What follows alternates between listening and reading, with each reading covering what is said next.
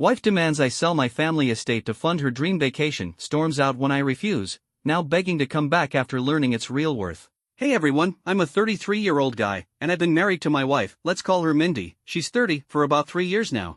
We actually met through some mutual friends a few years back, and after dating for nearly 4 years, we decided to tie the knot. Mindy and I hit it off right away, partly because we had so much in common, one big thing being that we both worked as bankers. But after we got married, she left her job to help her friend launch a new business. She had saved up enough money to take that leap, and I told her I'd back her up, and I did. She'd always dreamed of owning her own business, especially since her parents were entrepreneurs too, though they never really found much success. They ran a small makeup and beauty shop that mostly catered to the local crowd.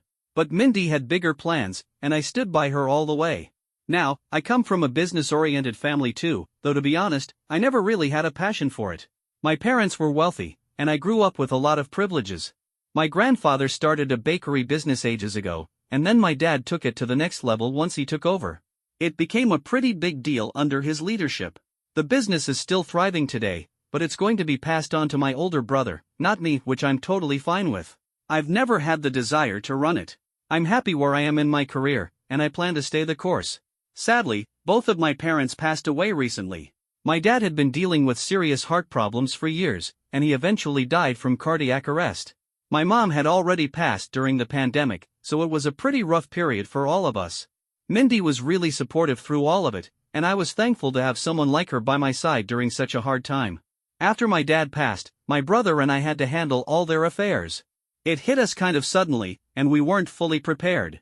He's a couple of years older than me, and while we were meeting with our parents' lawyer, we learned something unusual. Apparently, our parents had set up their wills in a way that nothing would be revealed until both of them had passed away. Their lawyer said he was finally allowed to disclose everything. I actually thought that was a clever setup, kind of like something out of a movie. But Mindy didn't see it that way, she thought it was weird and unnecessary, even called it diabolical. The thing was, not only did we have to wait for both of them to pass, but there was also a clause saying the wills couldn't be read until the probate process was officially complete and both my brother and I had to be in the same room when it happened. Honestly, I thought it was kind of fun, like I was part of some secret family mystery. But again, Mindy wasn't enjoying it. That didn't surprise me though, she'd never really been fond of my parents. She said they made her feel uneasy, like they were constantly judging her. I personally never got that impression, and I tried to reassure her many times, but she never seemed convinced.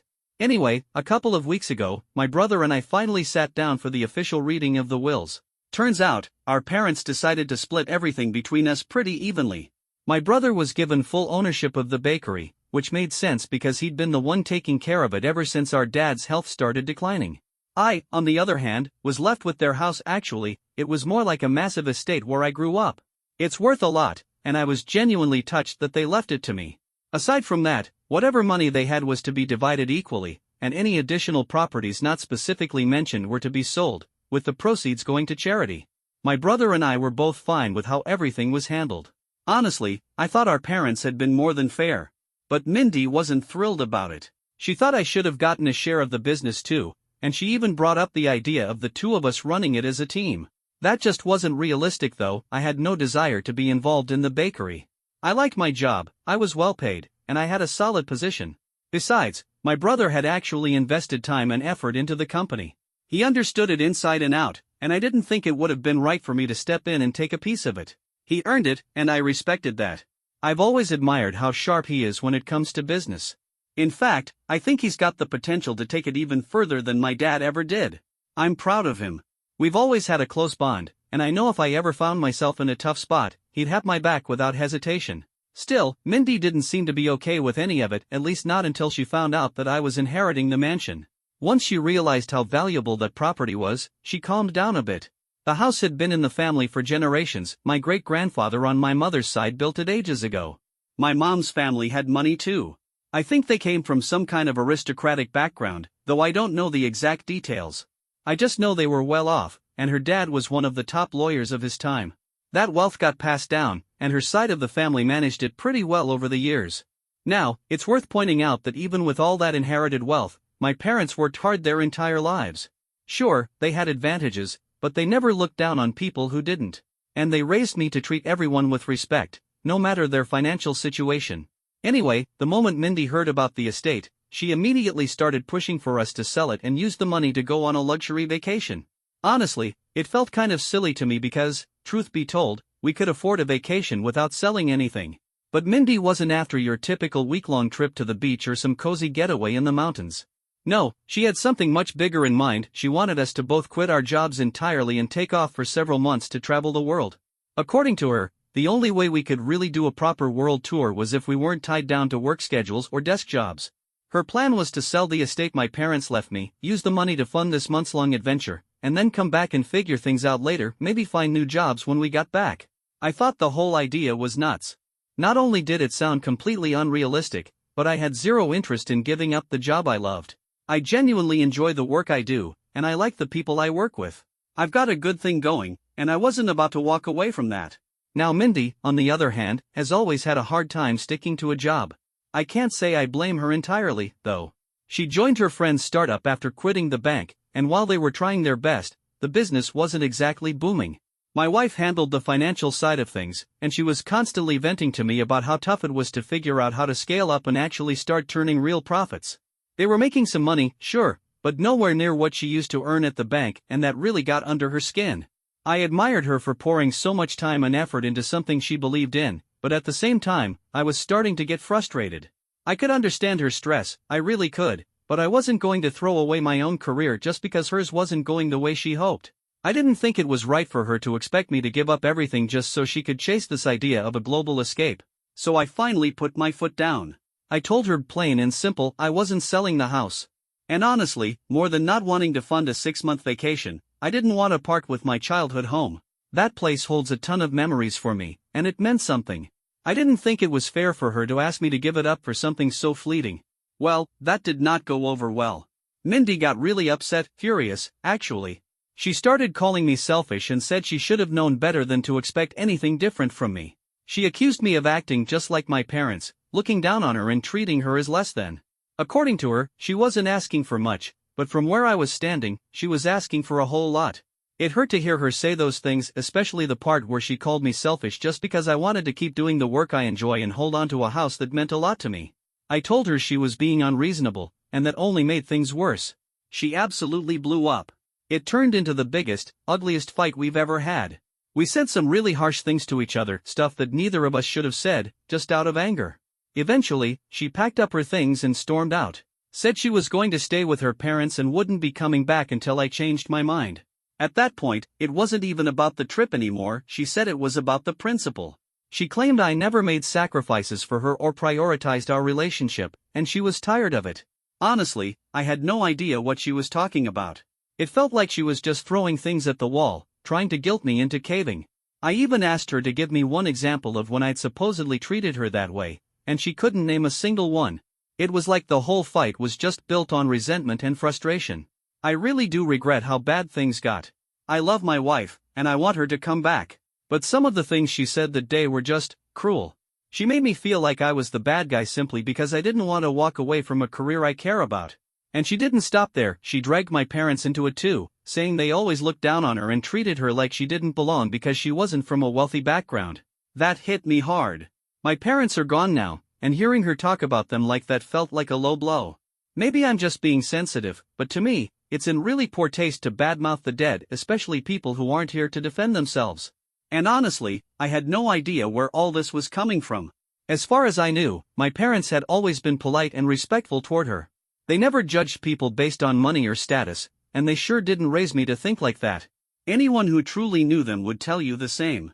Between all that, her attacking my parents, calling me selfish, and making me feel like I was failing her over something that wasn't even fair to begin with, I decided I wouldn't be the one to reach out first.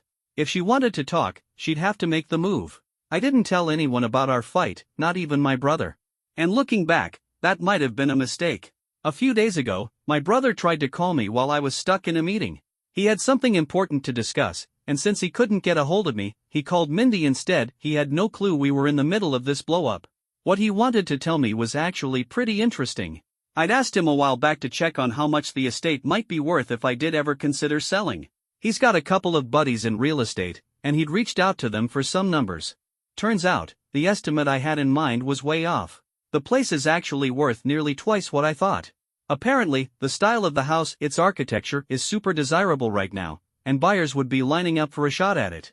One of his realtor friends even said he knew a guy who specialized in buying old properties like mine and turning them into stunning, high-end heirlooms. That idea really got me thinking, if I ever wanted to monetize the house, that would let me keep some ownership and still earn from it.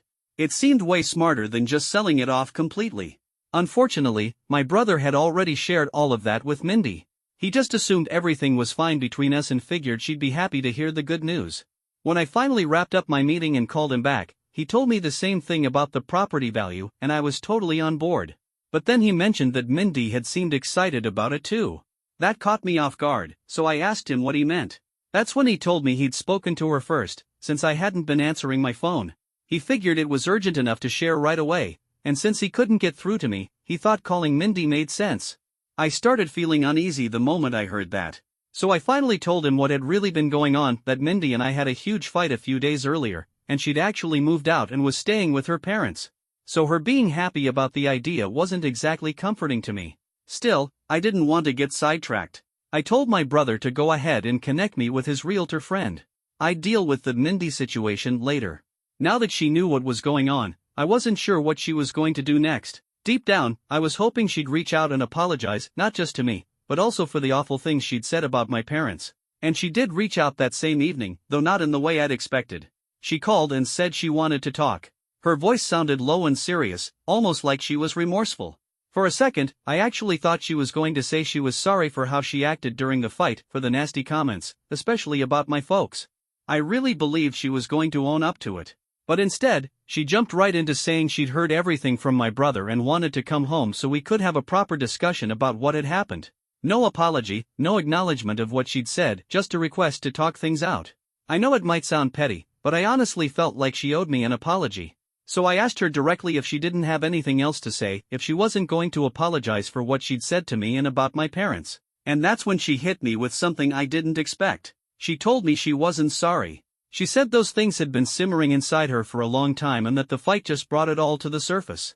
According to her, she'd always felt like an outsider in my family, like she never really belonged, all because of where she came from. She said maybe part of it was her own insecurity, but she also claimed our behavior didn't help. She felt like we were constantly showing off how wealthy we were, like we were reminding her how different she was from us.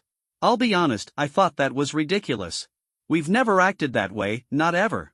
That was all in her head, and I told her that. What would I possibly gain from rubbing my financial background in my own wife's face? That made no sense. I was getting really fed up with her always painting herself as the victim.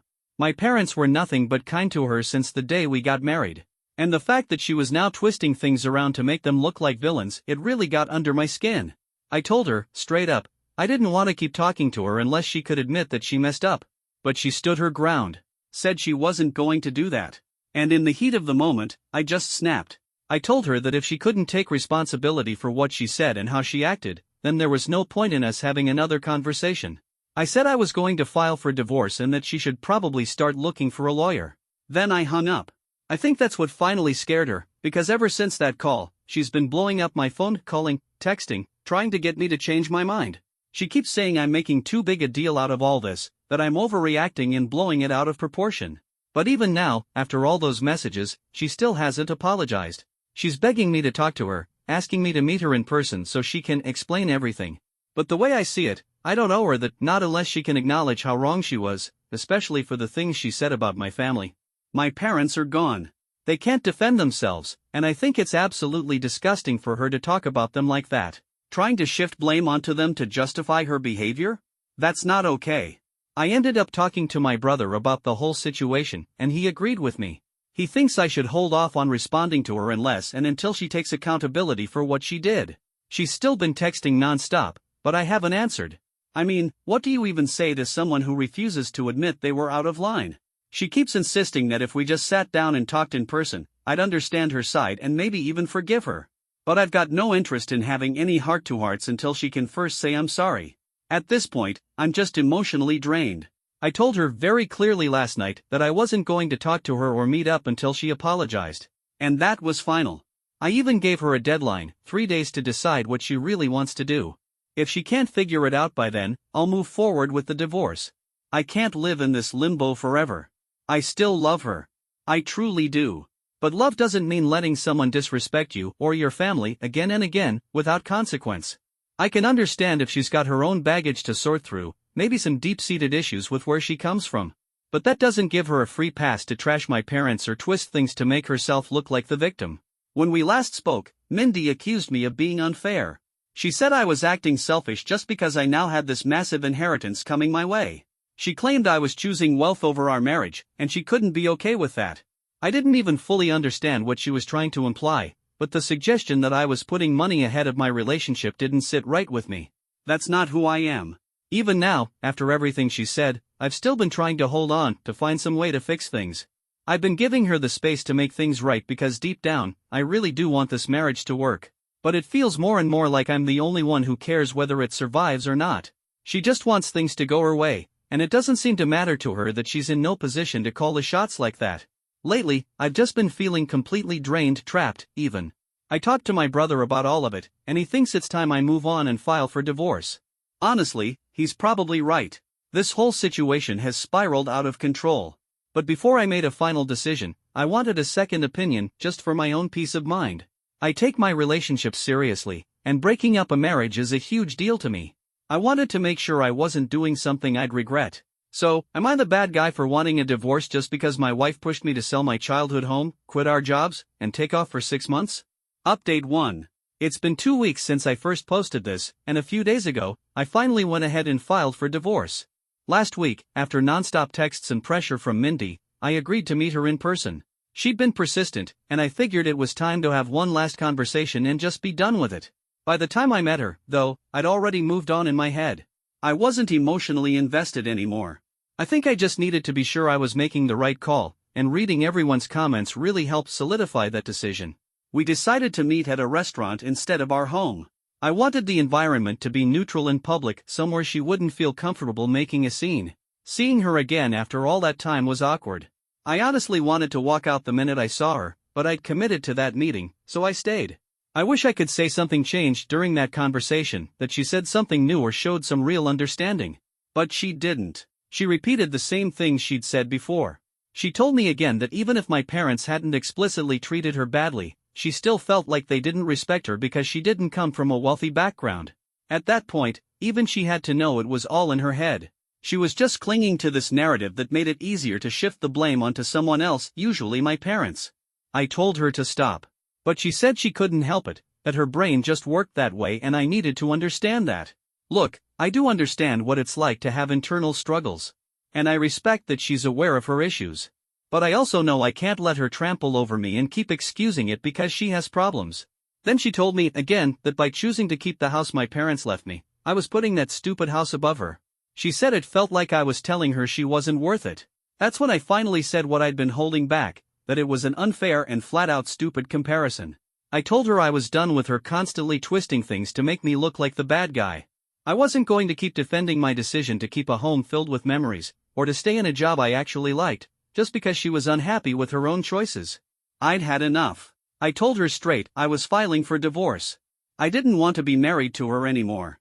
She seemed shocked at first. But to her credit, she didn't make a scene. She said she respected my decision, even though this wasn't how she wanted things to end. But she agreed that things had gotten too messy for reconciliation. And that was it. We haven't spoken since, and she blocked me on everything, not that I didn't see that coming. I've filed the papers, and in a couple of months, everything will be finalized. Thankfully, we had a prenup, so the legal process is going to be relatively simple. Still, I know the emotional part won't be. I'm already trying to mentally prepare for it. I've started packing away everything that reminds me of her, anything we bought together, or things that bring back memories. I just want the house to feel like my space again. The divorce is hard enough without constantly running into reminders of what used to be. The good news is my brother and my friends have been there for me through all of this. I really don't know what I'd do without them. Update 2. Just a quick update, today I found out that Mindy isn't going to contest the divorce. And I'm honestly not sure how I feel about that. On one hand, I'm relieved. This chapter is almost over, and that brings some peace. But on the other hand, there's this quiet sadness that creeps in when I think about it. The fact that she's not even trying to fight for the marriage anymore really drives home that this is actually happening. It's final. It's weird. It's sad. But it's also what I asked for. So now I just have to accept it and move forward. Update 3. One last update: my divorce from Mindy was finalized a couple of weeks ago. The process itself went pretty smoothly, thanks to the prenup. The hardest part, honestly, was saying goodbye to her for the last time. I imagine it was just as tough for her, though she didn't let it show. She kept it together, and I appreciated that. Everything's different now. Life looks different. And I'm still trying to adjust. But I'm getting there.